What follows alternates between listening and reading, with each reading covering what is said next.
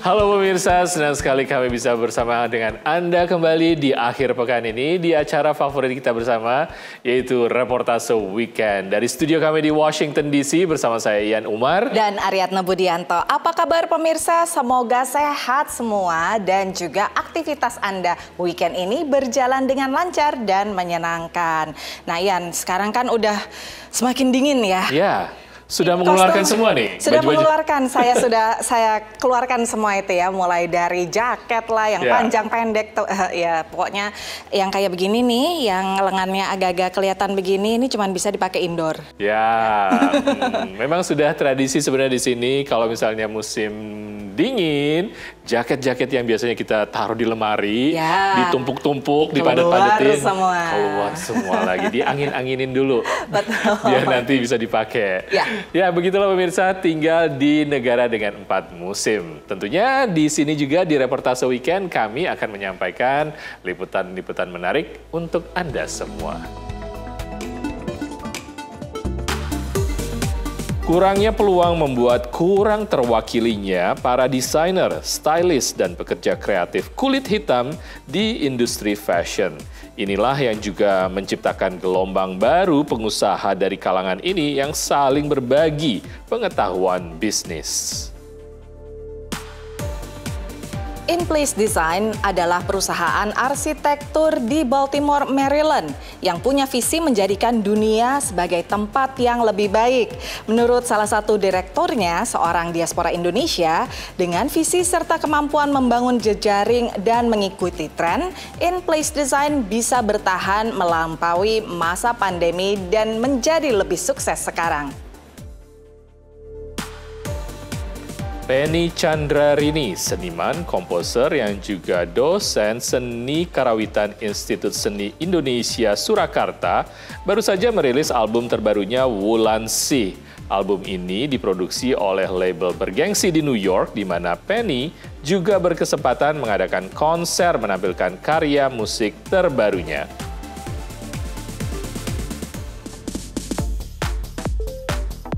Pemirsa, industri fashion didukung oleh berbagai pekerja kreatif, tidak hanya dari desainer fashion, tapi juga ada pekerja kreatif di bidang seni untuk menciptakan tekstil, aksesoris, sepatu, dan berbagai industri lainnya juga mendorong berkembangnya industri fashion. Namun, ternyata keterwakilan kaum minoritas, terutama untuk para desainer African American ataupun juga kulit hitam di Amerika, sangat kurang, dan ini mendorong para pengusaha dan juga para pelaku pekerja kreatif ini saling memberdayakan saat ini. Betul. Nah, ini juga mendorong berbagai pekerja industri fashion ya, yang kulit berwarna atau kulit hitam itu saling berbagi dengan mengadakan pelatihan dan juga seminar dan lain sebagainya, gunanya untuk mengajak para budding designers ini atau mereka yang ingin terjun ke industri fashion untuk bisa bernavigasi di industri yang bernilai miliaran dolar ini.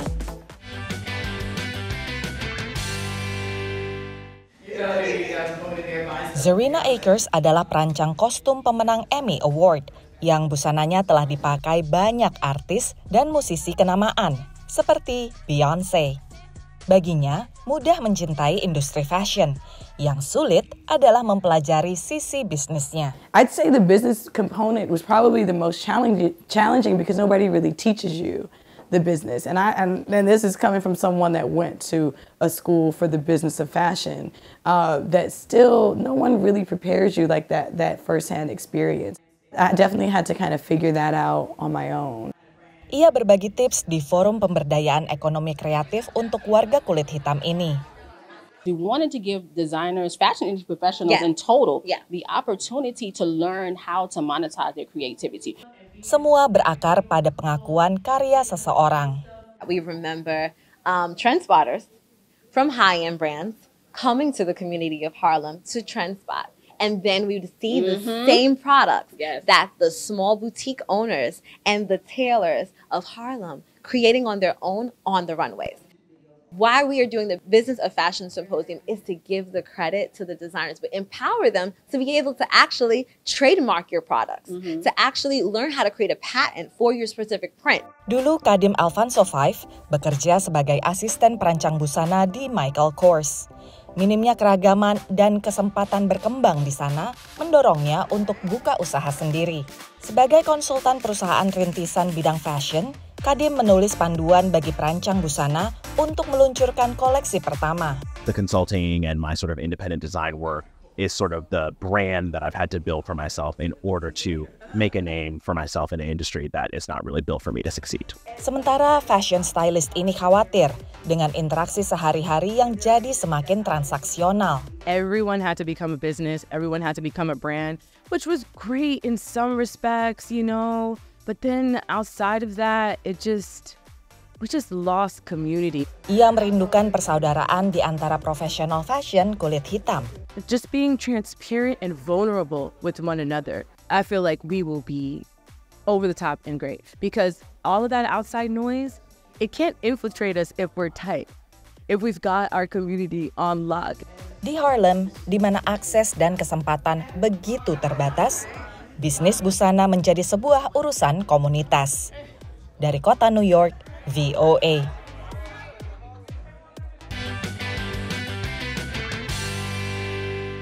Ya, semua juga mengenal dengan Kimora Lee Simmons dan juga Dapper Dan, juga yang terkenal dengan desainnya di Brooklyn, di mana Jay-Z, juga L Cool J, itu semua adalah klien-klien dari Dapper Dan.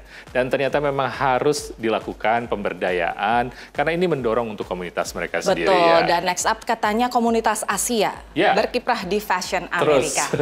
Dan pemirsa, masih banyak liputan lainnya, jangan kemana-mana, stay tune terus di Reportase Weekend.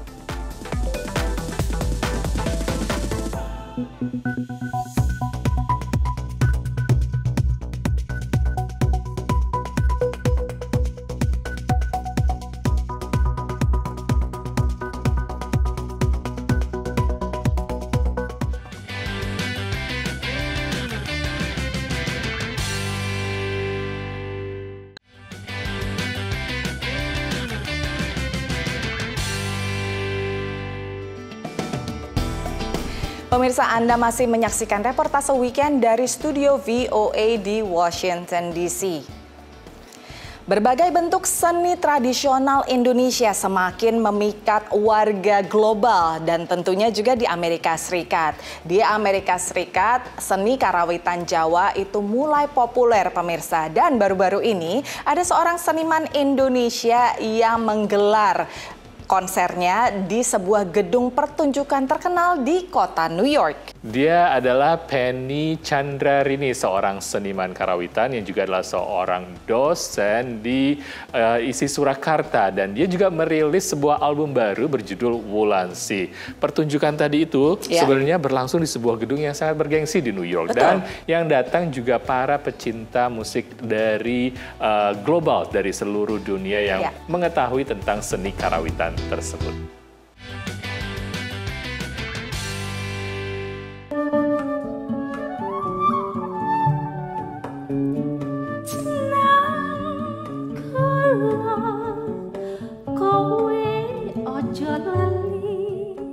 Roulette Intermedium, panggung pertunjukan legendaris di New York yang pertama kali dibuka tahun 1978, mementaskan seni budaya Indonesia.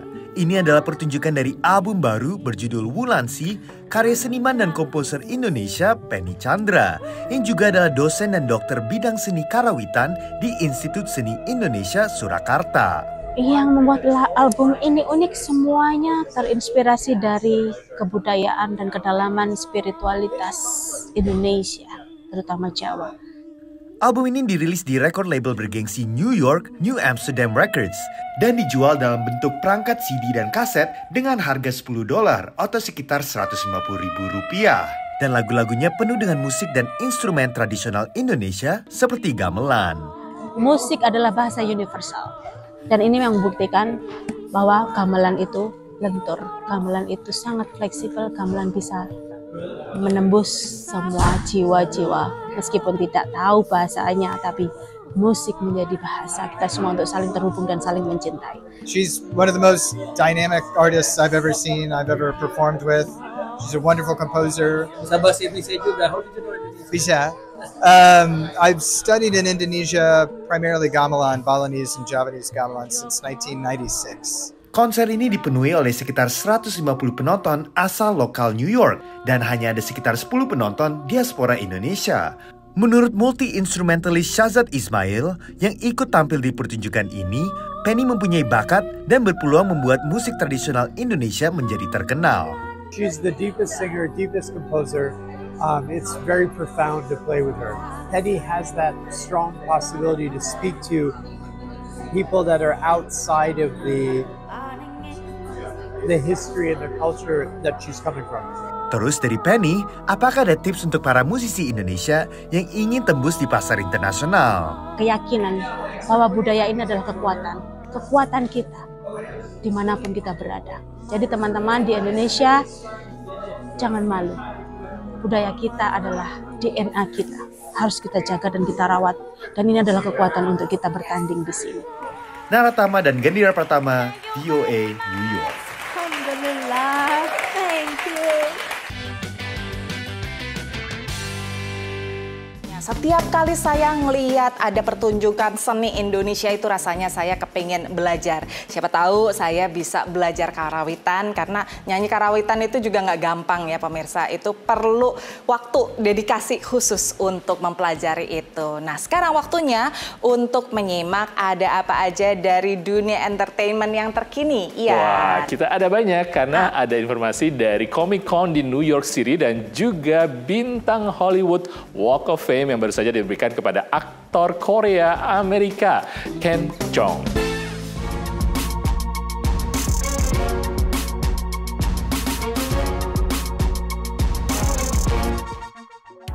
Hey guys, welcome to VOA Entertainment Update, your one-stop shop for everything pop. Guys, happy Halloween. Ini adalah kesempatan bagi banyak warga Amerika Serikat untuk dress up sebagai karakter favorit mereka, seperti Cookie Monster.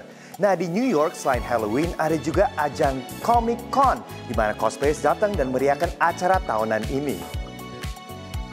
New York Comic Con is the best event of the year. It's the thing I look forward to all year long.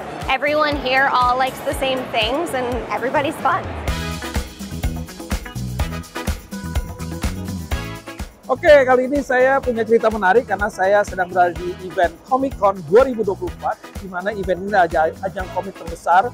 Kita bisa bertemu dengan macam-macam cosplay, komik, kemudian bundle dan macam-macam produk-produk yang berhubungan dengan animasi, ilustrasi, dan semua dunia game kita ada di sini. And what makes it so special? Honestly, I think it's a lot of anime lovers and also video game lovers, comic lovers, every variety of nerds pretty much can go and like express themselves. And for like the exposure, like what is the goal here? What are you guys trying to like just have fun? Obviously making a lot of fun content that we think is funny. We can express it by showing it to everybody else on the web. You know, random short videos, and if they like it, that's great, and we just keep doing it. Oke, akhirnya saya sudah masuk ke dalam convention Comic Con 2024 ini. Ramai banget. Dan begitu masuk, itu selalu ada panggung utama. Begitu kita masuk, itu ada sebelah kiri, itu adalah big panggung utama. Kemudian sebelah kanan itu ada berbagai macam produk-produk terbaru. Itu animasi, komik, juga ada ilustrasi. Dan juga ada beberapa cosplay ya. Ada beberapa produk-produk cosplay yang juga dijual. It's the best cosplay location, comic book add-ons or video game add-ons. Best place to find information and meet the artists, the writers, people that work in the industry. Hi, I'm Captain Buggy from One Piece. And how did you put together your costume?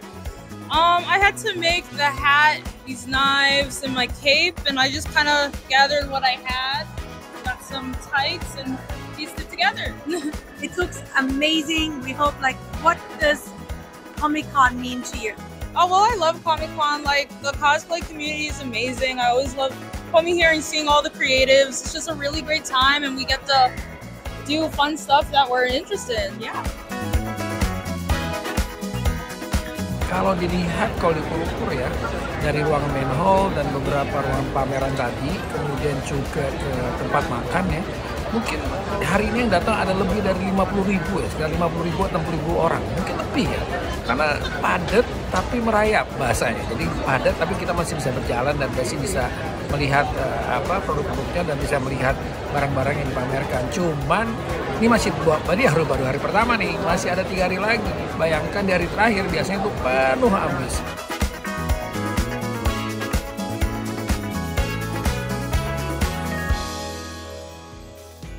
Moving on ke dunia Hollywood, di mana aktor dan komedi Asia Amerika Ken Jeong menerima bintang di Hollywood Walk of Fame.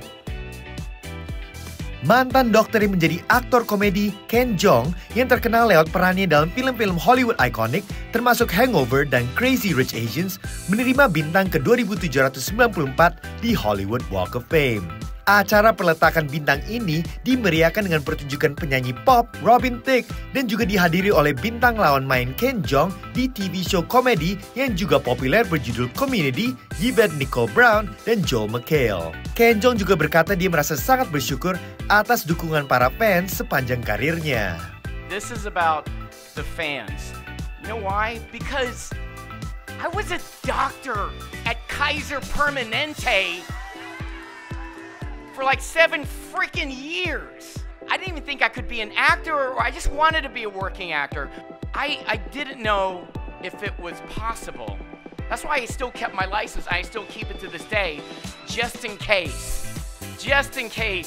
I need to go back. But because of you, I never have to go back. It's because of the fans. Wah, congratulations Ken Jeong atas bintang di Hollywood Walk of Fame. Next time kita ke Los Angeles, kita harus foto di sebelah bintang itu. Sukses terus ya. Oke, sekian dulu dari VOA Entertainment Update. Saya Gendra Pratama signing out dari studio VOA di Washington DC. I'll see you next time.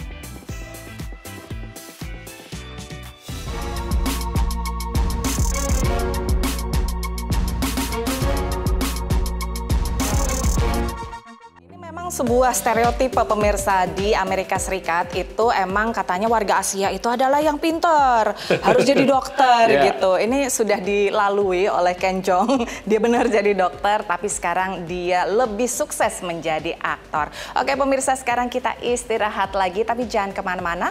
Reportase Weekend akan segera kembali setelah yang berikut.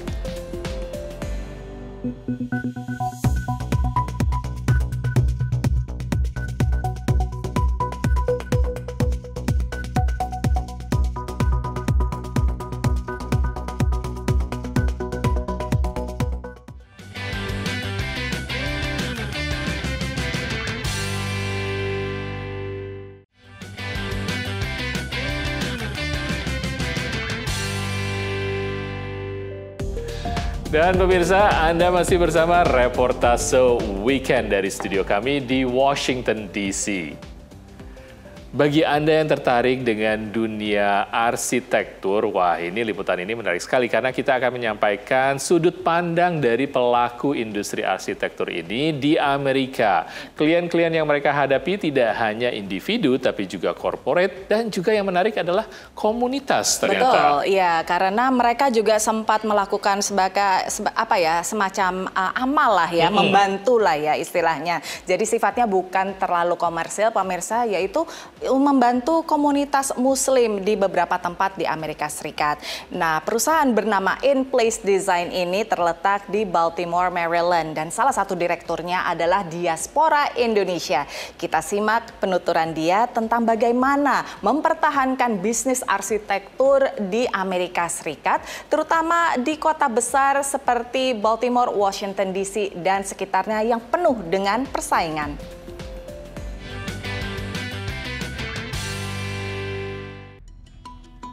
Visinya simple sebetulnya, make a world as a better place. Intinya melihat satu desain itu tidak hanya dalam satu sudut. Dari segi arsitektur, dari segi interior, dari segi landscape, lighting, kemudian juga wayfinding, graphic.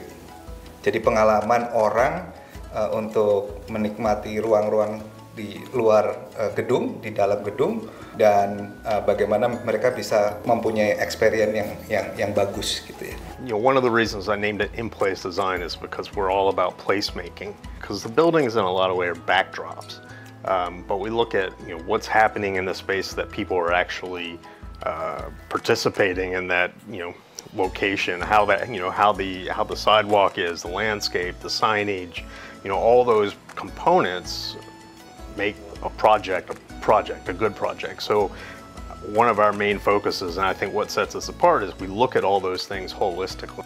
They will do a variety of tasks with Federal Realty, and I think that variety of tasks and skill sets that they offer makes them valuable to us.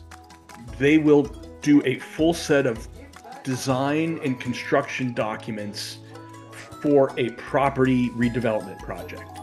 On the micro level, I can call them, I could say, hey, we've got a potential vacancy at one of our centers. And then they could create quickly a really thoughtful, well-designed concept idea, and then subsequently a rendered version of that then I could package up. Our leasing team could take that to the market and help to bring in and get somebody who may be interested in potential space, get them on the hook and say, you know what, that looks really good, I do want to be there. Orang Amerika itu, klien-klien Amerika itu lebih tahu dan lebih menghargai profesi kita. Dalam artian seperti gini, apa? Dalam artian gini, kalau misalkan ada additional service, jadi kita scope-nya nih dalam kontrak, oke, kita mengerjakan A, B, C, D gitu kan. Begitu ada E atau F, mereka tahu itu additional service dan mereka komit untuk membayar lebih. Dan yang kedua juga kalau di sini klien di sini itu lebih straightforward. Kalau itu bagus, dia akan apresiasi, akan ekspresi mereka. Oh, ini bagus, ini jelek, nggak ada tadeng aling-aling. Dan kita juga klien-klien kita itu tidak hanya dari developer yang lebih komersial ya. Ada non-profit juga yang kita kerjakan sekarang ini. Ada komunitas Muslim Indonesia di Houston yang sekarang kita lagi bantu untuk desain masjidnya. Kemudian juga ada komunitas Muslim juga di Pennsylvania, Al-Maqasid, itu juga membuat masjid dan sekolahan. Pandemi itu juga salah satu yang mendefinisikan kita sekarang gitu. Jadi sebetulnya dalam menjalankan company design seperti ini, apa sih kuncinya agar bisa bertahan? Bertahan dalam bisnis itu adalah networking kalau saya bilang. Jadi bagaimana kita bisa reach out dan dari situ kita bisa tahu apa sih tren sekarang, desain tren. Jadi kita sudah bisa mengantisipasi market sebelumnya.